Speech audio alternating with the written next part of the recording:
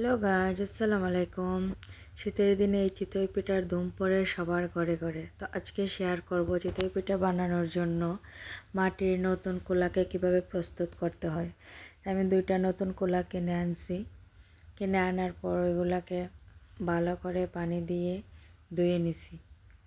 দেখেন আমার পুরান কুলাগুলো ভেঙে গেছে, তাই নতুন 2টা কুলা আনছি। ধুয়ে পরিষ্কার করে কিছু পানি দিয়ে চুলায় বসিয়ে দিলাম। চুলার আগুন হাই হিটে দিয়ে বসিয়ে দিলাম।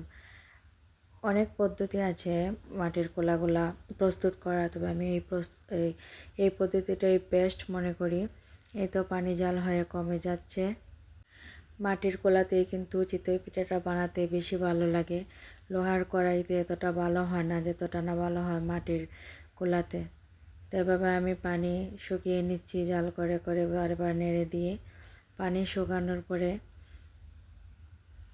দেখেন শুকিয়ে যাচ্ছে পানিটা। পানি শুকানোর পরে এখানে আমি সামান্য সয়াবিন তেল দিয়ে দিলাম। সয়াবিন তেল দেওয়ার পরে ব্রাশ দিয়ে নেড়ে চেড়ে যখন সয়াবিন তেলটাও শুকিয়ে যাবে, মনে করবেন যে প্রস্তুত হয়ে গেল পিঠা বানানোর জন্য খোলা। তো ভালো থাকবেন, আল্লাহ হাফেজ।